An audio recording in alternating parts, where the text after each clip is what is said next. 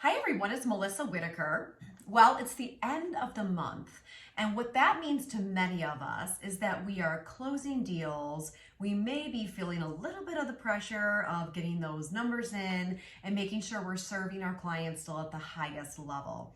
However, what do I want to talk about today? What also happens at the end of the month?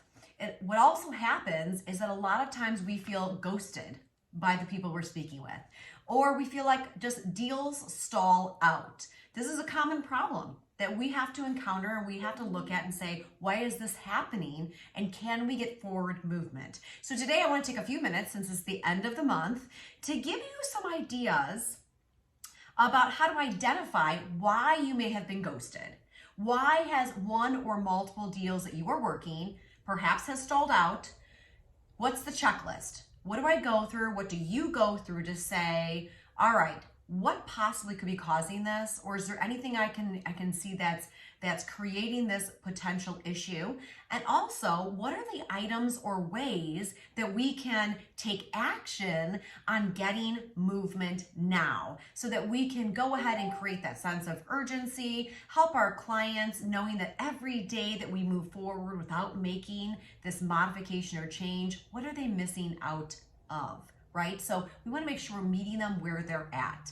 So let's talk about this today. How do we get that forward movement now that it's the end of the month if this is a situation? Well, first of all, we need to do what I call a self-analysis of the situation. Questions I want you to ask yourself. Number one, did you properly interpret the customer's buying signs? Right? Did we ask the right questions? Did we find out what their must-haves and their nice-to-haves are? Or did we take some shortcuts? So that's the first thing I want you to look at. Number two, did you create value? Are you actually selling on value and fixing or helping solve a solution or having a solution solve a problem for your potential client? Or are you just trying to sell something? All right, number three, have you given the prospect a sense of urgency? Now, again, they may have their own sense of urgency because of deadlines they have. However, if not, have we provided them the information, let's say, that every day we move forward, that they're not making this change or moving forward? What are they missing out on? Are they spending too much that they don't need to spend? Are they dealing with frustrations of outdated materials, technology, workflow, situations? We need to provide and make sure they know that we care about them and we care about their forward progress. And that's why, if we have the right solution, we know that we can help them move forward and grow their business.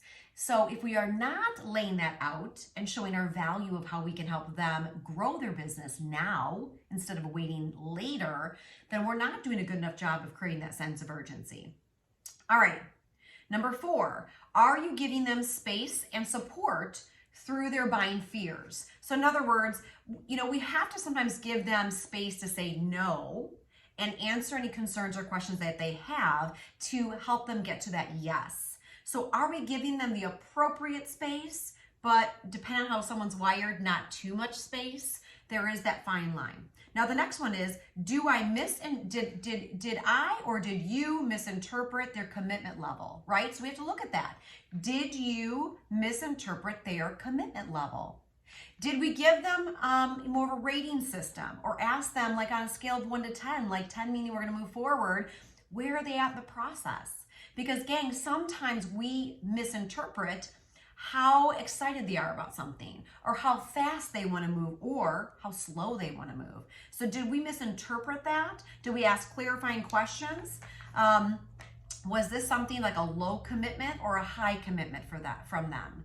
So we do need to look at that. And the last one is, did you connect the dots of their needs to your value correctly? So one of the things that we talk about a lot in sales is that high performers who've been doing it for a little while say that they find that a lot of newer sales folks or greener sales folks really struggle with connecting the dots. So we want to make sure that we have done a great job of asking them all the questions of where they're currently at, where they want to be, and how we help them bridge the gap. but we also need to make sure when bridging that gap that we show them why our solution may be the best solution for them and how it completely comes full circle and they connect those dots together, right? That's on us. So have we done a good enough job of that?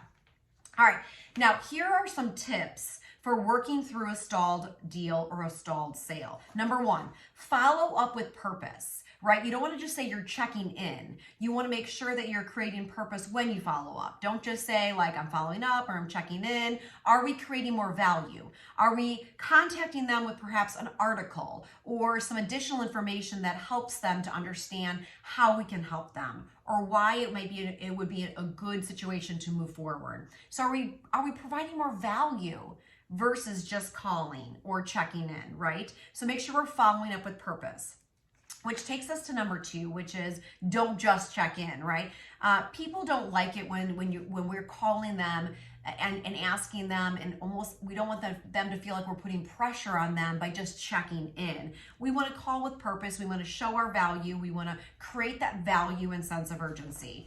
Now that takes us to the next one. Number three is, are we creating urgency? So remind the prospect of what it is that they identified as their challenges.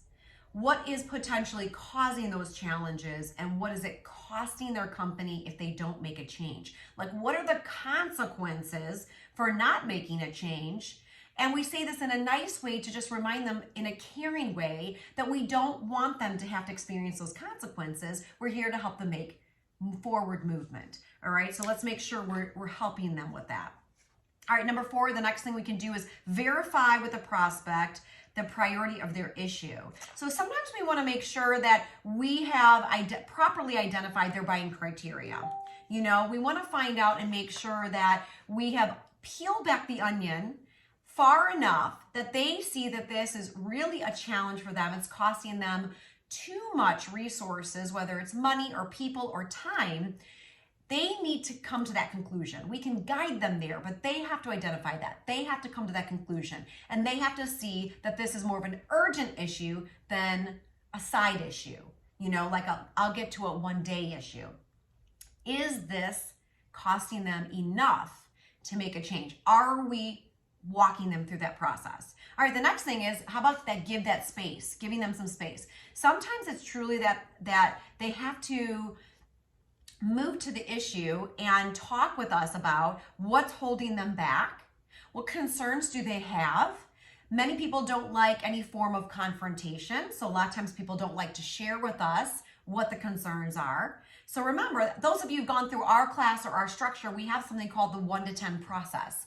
And that really does allow people, by rating where they're at in that buying process, 1 meaning they're just starting, 10 meaning they're interested in moving forward, that allows us to create a safe space for them to share with us any of their concerns and not feel like it's confrontational. So we do want to make sure we are giving them that space and that safe space to provide information to us on what concerns they have, challenges, questions, anything like that. And then next we want to listen closely. Are we actively listening? Are we just hearing them? Are we actively listening and asking open-ended questions and asking them to tell me more? Like, don't just get to the surface. Tell me more about that. What's going on for you? How can we help you? That kind of stuff. And then the last but not least is ask for feedback. Be honest. Say, I'm trying to do the best job I can to help you in this process. Based on what we've discussed, it looks like this is the perfect situation for you to answer or solve your concerns. You know, so we have to connect that and say, let me know. We would love to earn your business. We would love to partner with you for the long haul. What does that look like for you? What would it take for us to partner together? Okay, so that's what I want you to think about today, guys, for a quick video. When and if you have a stalled deal or you feel ghosted, do the self-analysis that we just talked about, and then look at the tips that we just covered on how to move it forward. So I hope you're having a great day. Finish November strong, and we look forward to hearing from you soon. Talk to you soon. Bye-bye.